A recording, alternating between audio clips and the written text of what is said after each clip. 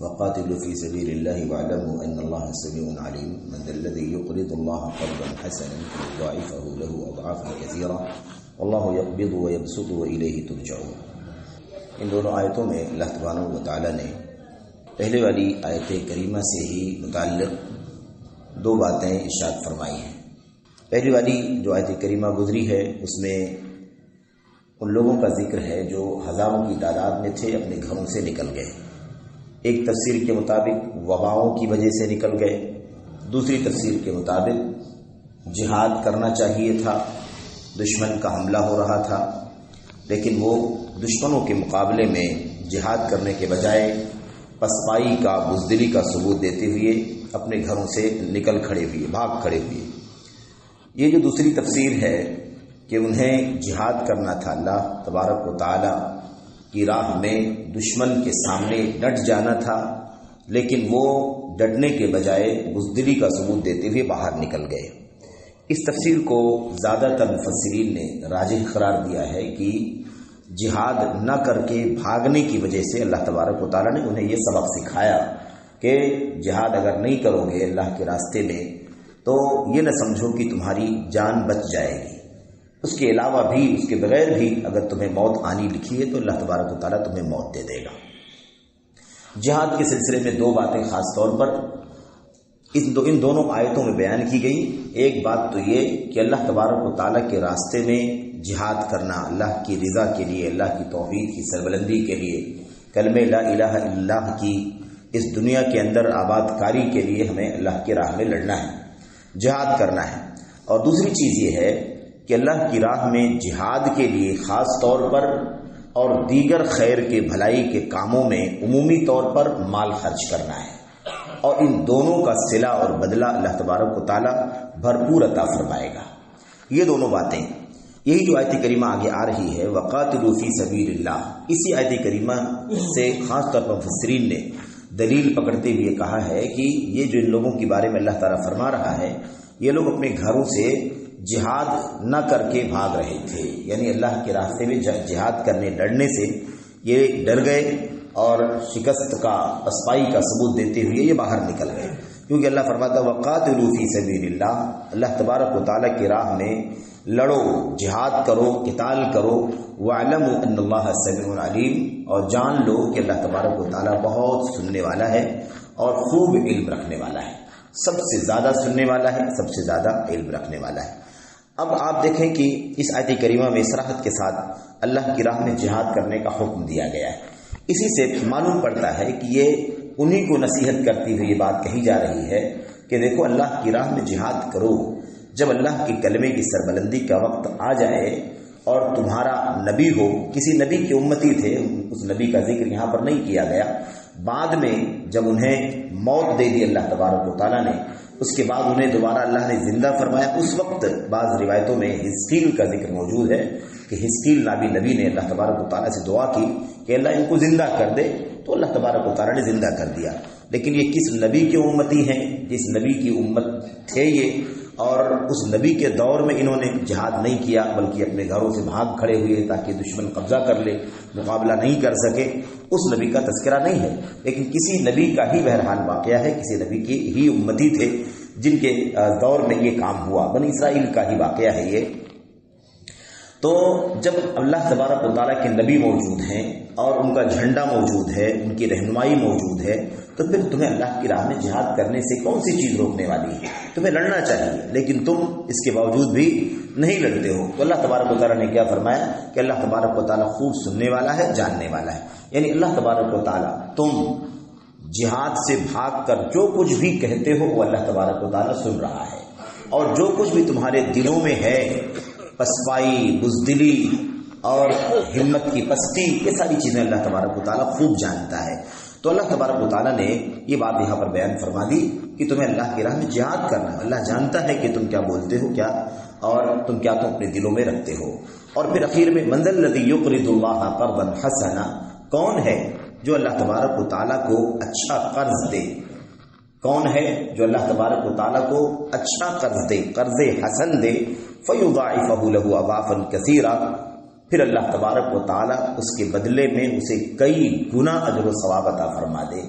کون ہے جو اللہ تبارک و تعالیٰ کو اچھا قرض دے تو اللہ تبارک و تعالیٰ اسے اس کے بدلے میں کئی گنا در گنا اور بہت گنا اضعافاً کثیرہ بہت زیادہ گنا اللہ تبارک و تعالیٰ اسے اس کے بدلے میں عطا فرما دے، اس کے بدلے میں عطا فرما دے، کئی گنا عطا فرما دے، بہت زیادہ گنا عطا فرما دے۔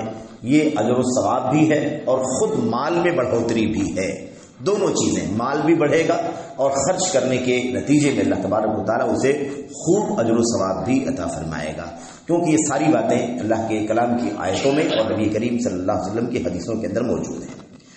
اب آگے اللہ فرماتا ہے واللہ یقبض ویبسط، اللہ تبارک و تعالیٰ ہی سمیٹتا ہے، محدود کرتا ہے، اور اللہ تبارک و تعالیٰ ہی کشادہ کرتا ہے، یعنی مال، روزی، انکم اللہ تبارک و تعالیٰ ہی کے ہاتھ میں ہے، وہی جس کے لیے چاہتا ہے سمیٹ کر کے دیتا ہے، یعنی کشادہ تنگ کر کے دیتا ہے، اور وہی جس کے لیے چاہتا ہے کھول کر کے کشادہ کر کے دیتا ہے، اللہ تبارک و تعالیٰ کے ہاتھ میں ہے۔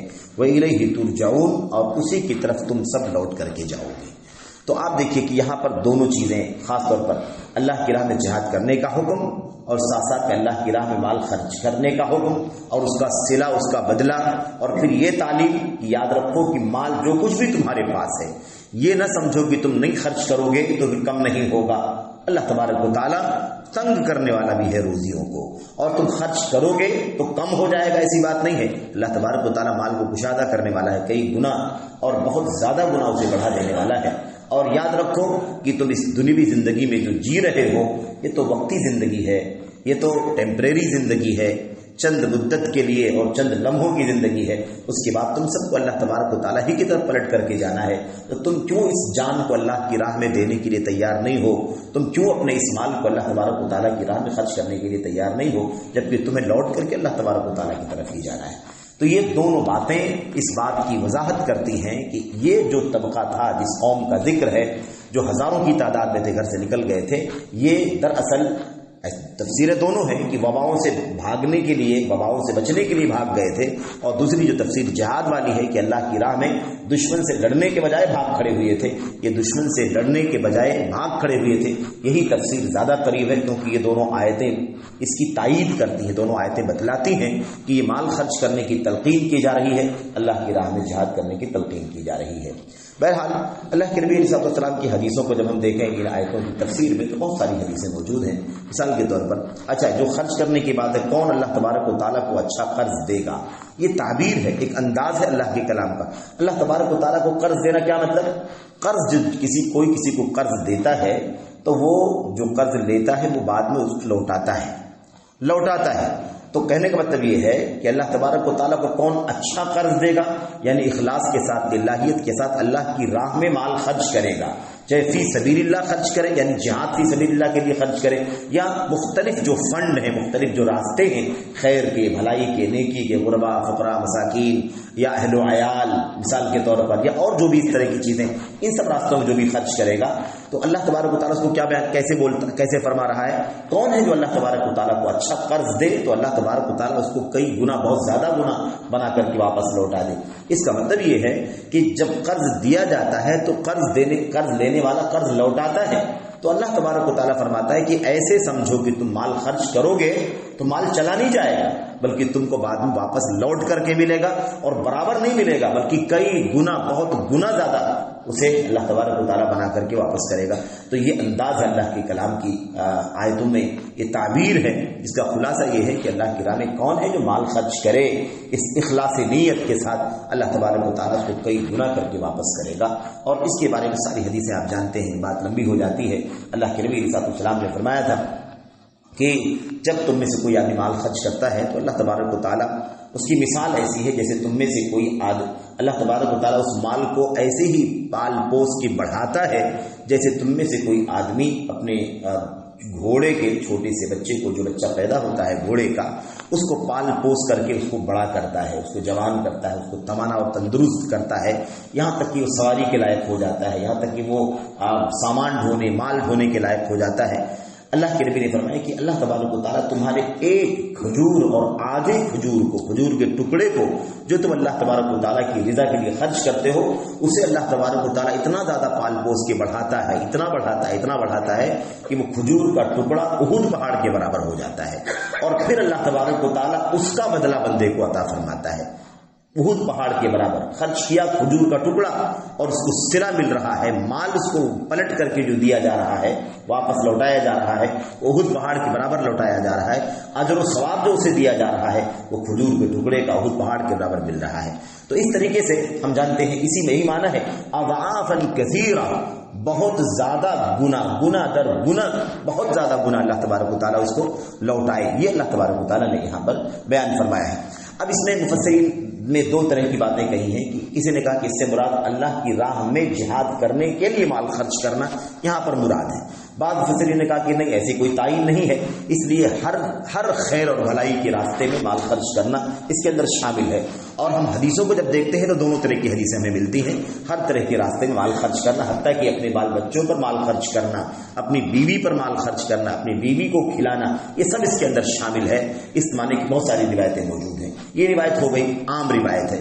ایسے ہی جہاد کے بارے میں اللہ کے نبی علیہ الصلوۃ والسلام نے فرمایا من جهز غازیا فله مثل اجره غیر انه لا ينقص من اجر الغازی شیئا۔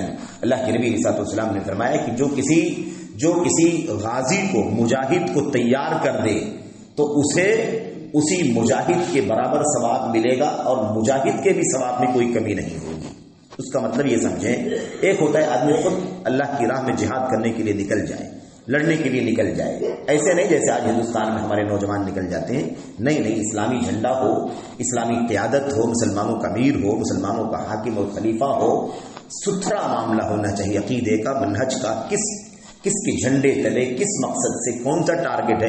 آج لوگ اپنی حکومتوں کی باؤنڈریز کی حفاظت کرتے ہیں اور ملکی اور بین الاقوامی لڑائیوں میں مرتے ہیں، مارے جاتے ہیں، اس کو لوگ جہاد کا نام دیتے ہیں۔ ایسے جہاد نہیں ہوتا ہے، جہاد ہوتا ہے اللہ تبارک و تعالیٰ کی کلمہ توحید کی سربلندی کے لیے جہاد ہوتا ہے، اسے جہاد کہا جاتا ہے۔ ورنہ یہ سب بقیہ جو شکلیں ہیں وہ جہاد میں نہیں آتی، وہ دنگے میں آ سکتی ہیں، فساد میں آ سکتی ہیں، یا جائز حقوق کو لینے کے لیے مقابلہ کہا جا سکتا ہے اسے، لیکن جہاد کا نام بہرحال نہیں دیا جا سکتا، کیونکہ اللہ کے نبی نے صاف فرمایا ہے کہ جہاد وہ ہے جو اللہ تبارک و تعالیٰ کی کلمہ توحید کی سربلندی کے لیے جہاد کیا جائے۔ من قاتل لتكون کلمۃ اللہ ہی العلیٰ لتكون کلمۃ اللہ ہی العلیٰ فهو فی سبیل اللہ، جو اس لیے لڑے تاکہ اللہ کا کلمہ توحید کا دنیا میں بلند ہو جائے، وہ اللہ کی راہ میں جہاد کرنے والا ہے۔ تو یہ صاف ستھری حدیث ہے نبی کریم صلی اللہ علیہ وسلم کی۔ بہرحال تو ایک یہ ہے کہ آدمی خود نکلے، اور ایک یہ ہے کہ آدمی خود نکلنے کے قابل نہیں ہے، کمزور ہے، بیمار ہے، عمر رسیدہ ہے، یا اور کوئی مسئلہ ہے، تو ایسی صورت میں اللہ کے نبی نے کیا فرمایا، جو شخص کسی غازی کو تیار کر دے، مثال کے طور پر وہ ایک شخص کو جس کے پاس جو اللہ کی راہ میں جہاد کرنے کے لیے جانا چاہتا ہے، لیکن اس کے پاس سواری نہیں ہے، اس کے پاس کھانے پینے کا سامان نہیں ہے، اس کے پاس توشہ نہیں ہے، اس کے پاس مثال کے طور پر لباس نہیں ہے، ہتھیار نہیں ہے، تو کوئی آدمی خود نہیں جا سکتا ہے، تو وہ کیا کر دے، وہ اس طریقے سے تیار کر دے، ایک گھوڑے کا انتظام کر دے، ہتھیار کا انتظام کر دے، کھانے پینے کا سامان اور سفر کے اخراجات کا انتظام کر دے، اور اس کو اللہ کی راہ میں بھیج دے۔ اللہ کے نبی علیہ الصلوۃ والسلام نے فرمایا کہ اس کو جو ثواب ملے گا، اس لڑنے والے کو وہی ثواب اس غازی کو ریڈی کرنے والے، تیار کرنے والے، سواری اور دیگر چیزوں کا انتظام کرنے والے کو ثواب ملے گا، اور اس لڑنے والے کے ثواب میں کوئی کمی بھی نہیں آئے گی، اس کو بھی پورا ثواب ملے گا، اور تیار کرنے والے کو بھی جہاد کرنے والے کی طرح ثواب ملے گا۔ تو بعض مفسرین نے کہا کہ دیکھو یہ مطلب ہے اس کا، اللہ کی راہ میں جہاد کرنے کی یہ فضیلت ہے، کروانے کی یہ فضیلت ہے، لیکن یہ ساری چیزیں بھی ہیں۔ اس کے علاوہ بعض مفسرین نے کہا ہے کہ اس سے مراد سارے مال جو بھی، یہ بھی ہے، اور جو انسان غربا، فقراء، مساکین پر خرچ کرتا ہے، حتیٰ کہ اپنے اہل و عیال پر خرچ کرتا ہے، وہ بھی کیا ہے، وہ بھی اللہ تبارک و تعالیٰ کی کلام کی آیت کریمہ کی فضیلت میں شامل ہے۔ جیسے اللہ کے نبی علیہ الصلوۃ والسلام نے فرمایا من انفق علی عیالہ وہو یحتسب فہی لہ صدقہ۔ اللہ کے نبی نے فرمایا جو شخص اپنے بال بچوں پر خرچ کرے، اپنے بیوی بچوں پر مال خرچ کرتا ہے، کپڑے، گھر، دکان، مکان وغیرہ جو ان کے لیے انتظام کرتا ہے، اگر وہ اللہ تبارک و تعالیٰ کے لیے اخلاص ہے، اگر وہ نیک نیتی سے یہ کام کرتا ہے کہ اللہ میری ذمہ داری ہے اور میں اللہ تجھے راضی کرنے کے لیے، کیونکہ یہ میری سرپرستی میں ہے، یہ بیوی میری سرپرستی میں ہے، یہ بچے میری سرپرستی میں ہے، اور میں ان کا ذمہ دار ہوں، اس لیے میری ذمہ داری ہے کہ ان کو حلال کھانے پینے کا پہننے کا انتظام کروں، اتنے سارے کام کر رہا ہوں. تو اللہ تبارک و تعالیٰ، اللہ کے نبی نے کیا فرمایا، اگر وہ شخص نیک نیتی سے اخلاص کے ساتھ ہی کام کر رہا ہے تو یہ ساری چیزیں جو کچھ بھی وہ انتظام کر رہا ہے یہ اس کے لیے صدقہ بن جائے گا. یعنی کیا مطلب، اس کے لیے اللہ تبارک و تعالیٰ کے ہاں خرچ کرنا یہ اس کے لیے نیکی کا بہت بڑا ذریعہ بن جائے گا، اور اس کے بدلے میں اللہ تبارک و تعالیٰ اس کو بھرپور مال سے بھی اور بھرپور اجر و ثواب سے بھی نوازے گا. یہ اللہ کے نبی علیہ السلام نے فرمایا. تو بہرحال دونوں طرح کی حدیثیں موجود ہیں، اور ہر طرح اللہ کے راستے میں مال خرچ کرنے کی فضیلت کے حوالے سے یہ بات آئی ہوئی ہے. اور اس کی سب سے بڑی دلیل یہ ہے کہ خود قرآن کریم میں اللہ تبارک و تعالیٰ فرماتا ہے، مثل الذين ينفقون في سبيل الله كمثل حبة أنبتت 7 سنابل في كل سنبلة 100 حبة والله يضاعف لمن يشاء والله واسع عليم. جو لوگ اللہ کی راہ میں مال خرچ کرتے، اللہ کی راہ یہ عام ہے، اللہ کی راہ یہ عام ہے، ایسا نہیں کہ صرف جہاد کے لیے، بلکہ کار خیر میں اجر و ثواب کے لیے غربا، فقراء، مساکین، محتاجین، مسافر، بوجھ تلے دبے ہوئے لوگ، تالیف قلب، جتنے بھی 8 فنڈ جو بیان کیے گئے سارے 8 فنڈوں میں خرچ کرنے والا اللہ کی راہ میں مال خرچ کرنے والا ہے. یعنی اللہ کی رضا کے لیے، اللہ کی خوشنودی کے لیے مال خرچ کرنے والا ہے. اللہ تبارک و تعالیٰ نے فرمایا کہ اس کا اجر کیسے ملے گا، جیسے کوئی آدمی ایک دانہ خرچ کرے اور وہ دانہ زمین میں ڈالا جائے اور پھر اس سے 7 بالیاں نکلیں اور ہر بالی کے اندر 100 دانے ہوں.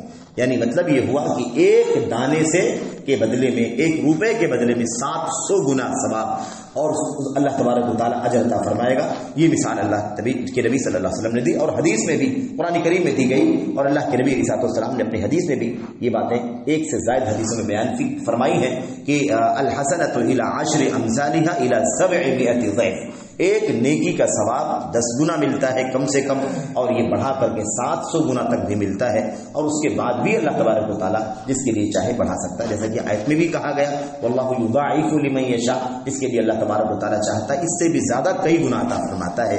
تو ایسے ہی حدیثوں میں بھی اس بات کی وضاحت کی گئی. بہرحال تو مال خرچ کرنا اللہ تبارک و تعالیٰ کی راہ میں اللہ کی رضا کے لیے، آپ سوچیے کتنا بڑا اجر و ثواب کا ذریعہ ہے. جو سب سے بڑی بات تو یہ ہے کہ اس کے ذریعے سے انسانی طبیعت کے اندر جو بخل اور کنجوسی چھپی ہوئی ہوتی ہے، اس سے ہمارا نفس، ہماری طبیعت پاک ہوتی ہے. خرچ کرنے سے خرچ کرنے کا جذبہ پیدا ہوتا ہے، خرچ کرنے سے ہاتھ کھلتے ہیں، خرچ کرنے سے سخاوت اور فیاضی اور دریا دلی کا جذبہ پیدا ہوتا ہے، اور نہ خرچ کرنے سے، بند رہنے سے بخل آتا ہے، اور انسان اپنے بال بچوں پر بھی خرچ نہیں کرتا بلکہ بسا اوقات کو اپنی ذات پر بھی خرچ نہیں کرتا ہے. اور بخل، کنجوسی بہت زیادہ مذمت والی چیز ہے، اور بہت زیادہ اللہ تبارک و تعالیٰ کے کلام میں، اللہ کے نبی کی حدیثوں میں اس سلسلے میں برائیاں، مذمتیں بیان کی گئی ہیں. بہرحال اور سخاوت اور فیاضی کی فضیلت بیان کی گئی ہے. بہرحال آگے اللہ تبارک و تعالیٰ نے فرمایا واللہ یقبض و یبسط. اللہ تبارک و تعالیٰ جس کے لیے چاہتا ہے روزی کو تنگ کرتا ہے، جس کے لیے چاہتا ہے روزی کو کشادہ کرتا ہے. میرے بھائی یہ بہت عام بات ہے، اللہ تبارک و تعالیٰ کی ربوبیت کا حصہ ہے، وہ جس کو جیسے چاہتا ہے روزی عطا فرماتا ہے.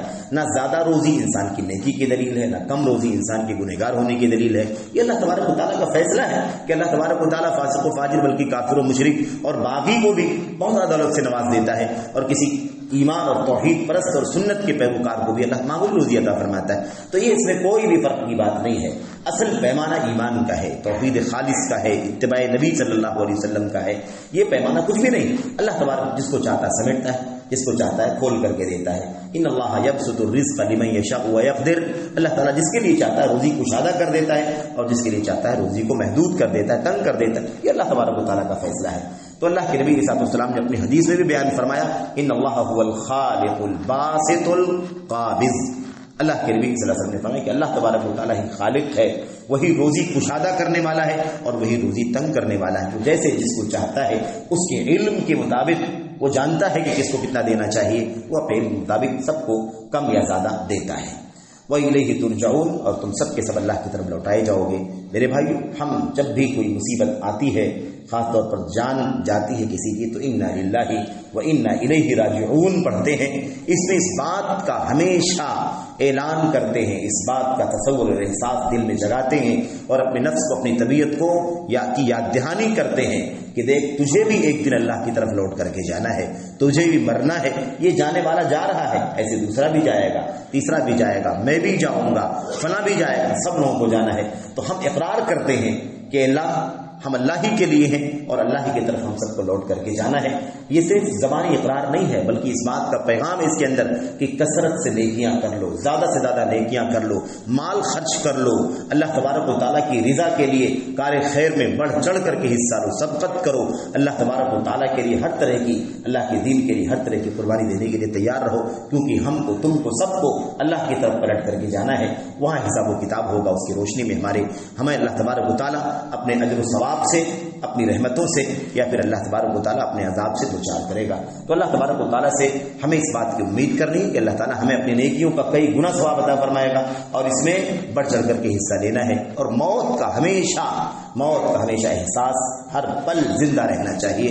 اللہ تبارک و تعالیٰ ہمیں خیر کی توفیق عطا فرمائے. آمین رب العالمین. صلی اللہ وسلم وبارک علی نبینا محمد وعلی آلہ وصحبہ اجمعین. السلام علیکم ورحمۃ اللہ وبرکاتہ.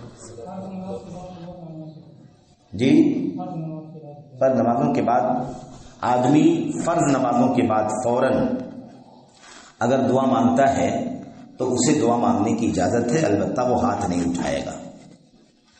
نہ اجتماعی مانگنے کا ثبوت ہے، نہ ہاتھ اٹھانے کا ثبوت ہے. اس لیے دونوں چیزوں سے بچتے ہوئے انسان دعا کرے کوئی مسئلہ نہیں. لیکن دعا کرنے کا سب سے زیادہ جو سب سے اہم، سب سے اصل وقت جو ہے وہ نماز کے سلام پھیرنے سے پہلے ہے. عام ہمارے یہاں رائج یہی ہو گیا، پھیل گیا یہی مسئلہ کہ نماز کے بعد، کیونکہ نماز نیکی ہے اور ہر نیکی کے بعد دعا کرنا قبولیت کا ذریعہ ہے تو عام بات ہے. لیکن اللہ کے نبی علیہ الصلوۃ والسلام کی حدیثوں میں جو بڑی وضاحت ہے وہ ہم سے چھوٹ گیا. اس کی وجہ یہ ہے کہ دبر الصلاۃ، نماز کے دبر. اب دبر کا معنی کسی نے کہا بعد میں اور کسی نے کہا لاسٹ میں. لاسٹ کا مطلب یہ ہوتا ہے کہ سلام پھیرنے سے پہلے، نماز کو ختم کرنے سے پہلے دعا کرنا. اور کسی نے کہا کہ دبر کا مطلب ہوتا ہے اس کے پیچھے، یعنی نماز کے ختم ہو جانے کے فوراً بعد.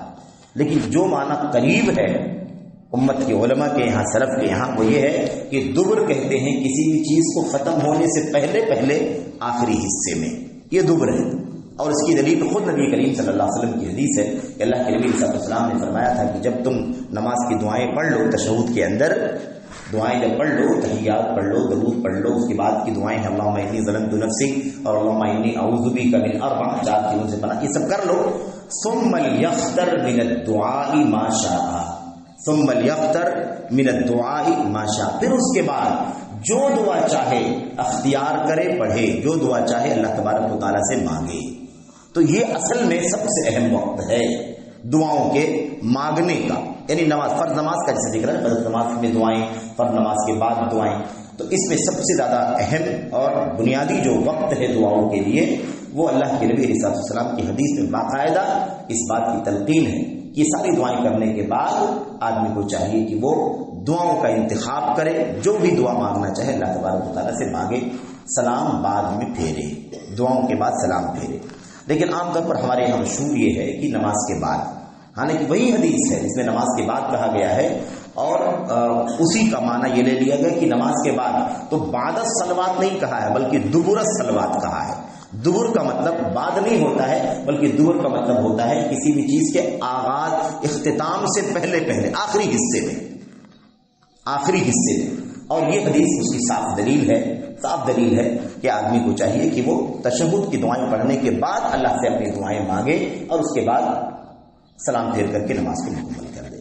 البتہ نماز کے بعد مانگتا ہے تو عام حدیثوں کے مطابق ہر نیک کام کے بعد دعا مانگنا، ہر کار خیر کے بعد آدمی تلاوت کرے، تلاوت کے بعد دعا مانگے، آدمی 2 رکعت نفل پڑھ لے اس کے بعد دعائیں مانگے، نماز پڑھے نماز کے بعد دعائیں مانگے. تو کسی بھی نیکی کے بعد، کار خیر کے بعد دعا کرنا یہ دعا کی قبولیت کا ذریعہ ہے. عام بات ہے ہر نیکی کے بعد، کسی بھی نیکی کے بعد، کیونکہ وہ نیکی وسیلہ بن جاتی ہے آدمی کے لیے اللہ سے مانگنے اور دعا کی قبولیت کا. اس اعتبار سے ہم فرض نمازوں کے بعد دعا مانگے، لیکن اصل وقت سلام پھیرنے سے پہلے کا ہے. اور نماز کے بعد اگر آدمی دعا کرتا ہے تو ایسی صورت میں ضروری ہے کہ وہ اجتماعی نہ ہو، اور ضروری یہ ہے کہ وہ ہاتھ اٹھا کر کے نہ، اکیلے بھی رہے تو ہاتھ اٹھا کر کے نہ ہو. اس کی سب سے بڑی بات یہ ہے کہ اتنی ساری حدیثیں، سینکڑوں ہزاروں حدیثیں نماز کے بارے میں، اتنی باریک تفصیلات بیان کی گئی ہیں آدمی انگلیاں کب ملا کر کے رکھے، کب انگلیاں کھول کر کے رکھے، یہ حصہ زمین پر سجدے میں نہ لگے، یہ حصہ پیٹ پر نہ سجدے میں، اتنی وضاحت سے ساری باتیں بیان کی گئی ہیں، لیکن کسی حدیث میں ایسی وضاحت نہیں ملتی ہے کہ نبی کریم صلی اللہ علیہ وسلم نے یا صحابہ کرام نے فرض نماز فلاں فرض نماز پڑھی اور اس کے بعد آپ نے دعائیں کی اور ہاتھ اٹھایا، کہیں اس کا ثبوت۔ اسی لیے امت کے علماء نے فرض نمازوں کے بعد ہاتھ اٹھانا اسے بدعت قرار دیا ہے، اجتماعی کرنا اسے بدعت قرار دیا، تو نہ تو اجتماعی اور نہ ہاتھ اٹھا کر کے۔ ہاں فرض نماز ختم ہو گئی، اس کے بعد آپ نے سنت پڑھی، مثال کے طور پر سنت پڑھنے کے بعد آپ بیٹھے رہے، دیر تک اذکار کرتے رہے، پھر اس کے بعد آپ نے ہاتھ اٹھایا تو کوئی حرج کی بات نہیں، یہ فرض نماز کے بعد نہیں کہلائے گا۔ فرض نماز کے بعد ہوتا ہے کہ فرض نماز ابھی ہوئی ہے، اس کے بعد میں نے ہاتھ اٹھایا، دعا کرنا شروع کر دی، یہ ہے فرض نماز کے بعد۔ لیکن اس کے بعد اگر نفل سنت پڑھنی تھی، ہم نے 2 رکعت 4 رکعت سنت پڑھی، جیسے ظہر کی نماز ہے، مثال کے طور پر مغرب کی نماز ہے، عشاء کی نماز ہے، اور اس کے بعد پھر ہم نے ہاتھ اٹھایا، اپنی دعائیں مانگی، تو اس میں کوئی حرج کی بات نہیں، اس کو فرض نماز کے بعد نہیں کہا جائے گا۔ فرض نماز کے بعد کا مطلب ہے فرض نماز کے بعد، لیکن جب فاصلہ ہو گیا، دوسرے اذکار ہم نے پڑھے، دعائیں پڑھی، تلاوت کی، اور اس کے بعد پھر ہم نے ہاتھ اٹھا کر کے دعا، اس میں کوئی حرج کی بات نہیں، ہاتھ اٹھا کر کے انسان دعا کر سکتا ہے۔ اور جسے دعا مانگنے کے لیے اپنے بھاشا میں مانگ سکتا ہے کہ صرف عربی میں؟ نماز کے بعد، نماز کے اندر نہیں، نماز کے بعد تو آدمی جس زبان میں مانگے، نماز کے اندر جیسے ابھی بات چل رہی سلام پھیرنے سے پہلے، اصل یہی ہے کہ دعا اللہ تبارک و تعالیٰ کی کتاب اور نبی کی سنت کی زبان میں مانگی جائے۔ اب مسئلہ یہ کہ اگر ہمیں عربی نہیں آتی ہے تو ہم کیا کریں؟ تو ہمارے لیے بہتر یہ کہ ہم کچھ دعائیں یاد کر لیں، دعائیں یاد کر کے پڑھیں۔ اور یہ بات طے ہے میرے بھائیوں بزرگوں کہ جو دعائیں اللہ کے نبی کی زبان سے نکلی ہیں، ہم کتنا بھی اچھا بولنا چاہیں گے تو اللہ کے نبی سے اچھی تعبیر میں دعا نہیں مانگ سکتے، اور ہم جو باتیں اللہ تبارک و تعالیٰ سے آدھے گھنٹے میں کہیں گے وہ اللہ کے نبی کی 2 حدیثوں میں آ جائیں گی، 2 دعاؤں 3 دعاؤں میں وہ باتیں آ جائیں گی، کیونکہ اللہ کے نبی کی دعائیں جامع ہیں۔ تو کوئی ضرورت نہیں ہے کہ ہم جائیں اپنی زبان کی سوچیں، اللہ تبارک و تعالیٰ ہمارے دلوں کے حال کو جانتا ہے۔ اگر ہم نے ربنا آتنا فی الدنیا حسنہ وفی الآخرۃ حسنہ اگر پڑھ لیا تو دنیا کی آخرت کی ساری بھلائیاں آ گئی۔ ایسی چند دعائیں جامع ہمیں خاص طور پر یاد کرنا چاہیے، اور یاد کرتے کرتے کرتے بہت ساری دعاؤں کا ذخیرہ الحمدللہ جمع ہو جاتا ہے۔ تو نبی کی مسنون اور زبان سے نکلی ہوئی دعائیں پڑھنا یہ انسان کے لیے سعادت کا سبب ہے، اور اس میں اللہ تبارک و تعالیٰ کی قبولیت بھی بڑھ جاتی ہے، کیونکہ وہ دعائیں معصور ہیں، حدیثوں میں ثابت ہیں، سنت میں ثابت ہیں۔ اللہ کے نبی علیہ الصلوۃ والسلام کے بارے میں حضرت عائشہ فرماتی ہیں کہ اللہ کے نبی صلی اللہ علیہ وسلم جامع دعائیں کیا کرتے تھے، جامع دعائیں، ایسی دعائیں الفاظ کم اور بہت زیادہ چیزیں اس کے اندر مانگ لی گئی ہوں۔ اور پھر اللہ تبارک و تعالیٰ، اللہ کے نبی نے دوسری حدیث میں بیان فرمایا ہے ابو داؤد وغیرہ کے اندر کہ یہ لمبی دعائیں کرنا یہ دعا میں تجاوز ہے۔ آدمی کہے اللہ تعالیٰ مجھے جنت میں بحر عطا فرما، اس کے دائیں طرف نہر ہو، اس کے بائیں طرف ایسا ہو، اس کے دائیں طرف ایسے۔ ایک صحابی رسول تھے، صحابی رسول کے بیٹے ایسے دعا کر رہے تھے، اے اللہ میں جنت چاہتا ہوں، جنت الفردوس چاہتا ہوں، اس میں محل رہے، اس کے اندر نہر رہے، اس کے اندر درخت وغیرہ۔ تو جیسے ہی سلام پھیرا، کہا بیٹے تم نے یہ کیا کیا؟ یہ تو دعا میں تجاوز کرنا ہے۔ یہ کیا بات ہوئی کہ ایسا چاہیے ایسا چاہیے ایسا چاہیے ایسا چاہیے؟ اللہ تعالیٰ جب تم کو اللہ سے جب مانگنا ہی تو اللہ سے جنت الفردوس مانگو، اس میں جب جنت ملے گی، فردوس ملے گی، سب مل جائے گی، اس کی ساری نعمتوں کے ساتھ تم کو مل جائے گی۔ یہ اللہ تبارک و تعالیٰ سے مانگنے میں تجاوز ہے۔ اللہ تعالیٰ مجھے یہ بھی دینا، اللہ تعالیٰ یہ بھی دینا، یہ چیز جو ہے اچھی نہیں۔ جامع دعائیں، اللہ کو جنت الفردوس عطا فرما، مغفرت عطا فرما، دنیا کی بھلائی عطا فرما، ساری چیزیں آ جائیں گی اس کے اندر۔ اب آدمی ایک چیز گنائے تو ایسا لگتا ہے چھوٹے آدمی کے سامنے کھڑا ہے اور آدمی چھوٹی چھوٹی باتیں گنا رہا ہے، تو یہ تجاوز ہے، اس سے بچنا ہے۔ ویسے بھی تو ہمیں چاہیے کہ ہم نماز کے اندر دعائیں پڑھنے کے لیے 2 4 5 8 دعائیں الحمدللہ ہم یاد کر لیں اور وہ دعائیں پڑھیں۔ ہاں جن لوگوں کو عربی زبان آتی مثال عرب ہے تو وہ ان معصور دعاؤں کا ان کے لیے بھی یہی معصور دعائیں ہی افضل اور بہتر، اس میں کوئی شک نہیں ہے۔ لیکن چونکہ ان کی زبان ہے تو عربی زبان میں وہ اور بھی چیزیں اگر مانگنا چاہیں تو مانگ سکتے ہیں، لیکن غیر عربی زبان میں کیونکہ کوئی ثبوت نہیں ہے کہ نماز کے اندر عربی زبان کے علاوہ کسی زبان میں دعا کرنا چاہیے، اس لیے اس سے بچنا ہی بہتر ہے۔ بعض علماء کہتے ہیں کہ جائز ہے، درست ہے، لیکن چونکہ دلیل نہیں ہے اس لیے احتیاط اسی میں ہے کہ آدمی عربی زبان سے باہر نہ نکلے، اور جس کو عربی زبان مثال کے طور پر نہیں آتی ہے اس کے لیے اور سب کے لیے معصور دعاؤں کا پڑھنا ہی سب سے زیادہ افضل اور بہتر ہے۔ اللہ سے دعا ہے کہ اللہ تعالیٰ آپ سب کو عمل کی توفیق عطا فرمائے۔ جی جی نہیں، بالکل نہیں، ایسی کوئی چیز نہیں ہے۔ اللہ کے نبی علیہ الصلوۃ والسلام کی حدیثوں میں عام بات ہے، عام بات ہے. اکثر ما اقرب ما يكون العبد فيه بالربه وهو ساجد. سب سے زیادہ قریب بندہ جب اپنے رب سے ہوتا ہے تو اس حالت میں ہوتا ہے جب وہ سجدے کی حالت میں ہوتا ہے. فَأَكْثِرُوا فِيهِ مِنَ الدُّعَاءِ، اس لیے کثرت سے سجدے میں دعا کرو. فَقَمِنٌ أَن يُسْتَجَابَ لَكُمْ، امید ہے کہ اللہ تبارک و تعالیٰ تمہاری دعا قبول فرمائے گا. عام بات ہے، سب سے زیادہ قریب بندہ اپنے رب سے سجدے کی حالت میں ہوتا ہے. سجدے کی حالت میں ہوتا ہے. ظاہر کی فرض نماز میں سجدہ ہے، نفل میں سجدہ ہے، اور تراویح حج میں سجدہ ہر جگہ ہے. تو سجدے کی حالت، خاص طور پر سجدے کی حالت کا ذکر کیا گیا. نہ فرض نماز کی تعین ہے، نہ نفل کی تعین، سنت کی تعین، تراویح، ایسی کوئی بات نہیں کہی گئی. اس لیے عام ہی ہے یہ، اس میں کوئی فرق نہیں ہے. جیسے آدمی کو نفل میں سنت میں مانگنے کی اجازت ہے، ایسے ہی بالکل فرض میں مانگنے کی اجازت ہے. فرض نماز میں. اور دوسری بات یہ ہے کہ آدمی پر فرض ہی تو فرض ہے. فرض جو ہے جس کو کرنا ہی ضروری ہو تو فرض ہے. اس کے سوا جو سنت اور نفل نمازیں ہیں اگر وہ نہیں کرتا ہے تو مسئلہ نہیں ہے اس کے لیے. سمجھ رہے ہیں؟ تو اگر آدمی صرف فرض ہی پڑھتا تو کیا دعا نہیں کرے گا نماز کے اندر سجدے کی حالت میں؟ ایسا نہیں. اللہ کے نبی علیہ السلام نے اس چیز کو عام رکھا ہے. سجدے کی حالت میں، سجدے کی حالت فرض نماز میں ہو، نفل نماز میں ہو، سنت نماز میں ہو، ساری نمازیں اس کے اندر برابر ہیں. اس میں کوئی فرق نہیں ہے.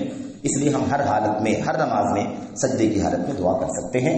بس وہی شرط ہے کہ عربی زبان سے باہر نہ نکلے. نماز کی حالت میں جیسے کہتے ہیں کہ یہ دوسری آیتیں نہیں پڑھ سکتے. رکوع اور سجدے کی حالت میں، رکوع اور سجدے کی حالت میں قرآن پڑھنے سے منع کیا گیا ہے. دعائیں کرنی ہیں ہمیں. ہم سجدے کی حالت میں دعا کر رہے ہیں تو بطور دعا آیت کریمہ کو پڑھ سکتے ہیں. جیسے ہم، اللہ کے نبی نے فرمایا نہیت ان اقرأ القرآن راکعا او ساجدا، مجھے منع کیا گیا ہے کہ میں رکوع کی حالت میں یا سجدے کی حالت میں قرآن پڑھوں. تو رکوع سجدے کی حالت میں قرآن کی تلاوت تو نہیں کرنی ہے، لیکن ہم سجدے کی حالت میں ہیں. اور دعا کے بارے میں بتایا اللہ تبارک، اللہ کے نبی صلی اللہ علیہ وسلم نے کہ سجدے میں دعا قبول ہوتی ہے. تو ہم اگر وہ آیتیں پڑھیں جن آیتوں میں دعائیں ہیں، ہے نا، ربنا آتنا فی الدنیا حسنہ، ہے نا، ربنا اغفر لنا ولاخواننا الذین سبقونا، ایسے جو ہے نا، رب اغفر لی، ہے نا، ولوالدی ولمن دخل بیتی مؤمنا، ایسے جو آیتیں دعاؤں والی ہیں، ہم ان آیتوں کو تلاوت کے لیے نہیں بلکہ دعا کے لیے پڑھیں تو پڑھنے میں کوئی حرج کی بات نہیں ہے. اللہ تبارک و تعالیٰ نے ہمیں قرآن کی تلاوت کرنے سے منع کیا ہے نا، قرآن پڑھنے سے. ہم قرآن نہیں پڑھ رہے ہیں، ہم اللہ سے دعا کر رہے ہیں، اور وہ دعا کر رہے ہیں جو اللہ نے اپنے کلام میں ارشاد فرمایا ہے. تو بطور دعا والی آیتیں اگر انسان پڑھتا ہے تو کوئی حرج کی بات نہیں ہے.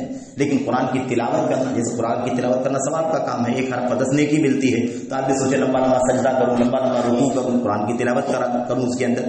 تو رکوع اور سجدے کی حالت میں قرآن کی تلاوت کرنے سے منع کیا گیا ہے. لیکن دعائیہ الفاظ جن آیتوں میں ہیں، دعا کی نیت سے دعا کے طور پر پڑھنے میں کوئی حرج کی بات نہیں ہے. اللہ تبارک و تعالیٰ خیر کی توفیق عطا فرمائے. السلام علیکم ورحمۃ اللہ وبرکاتہ.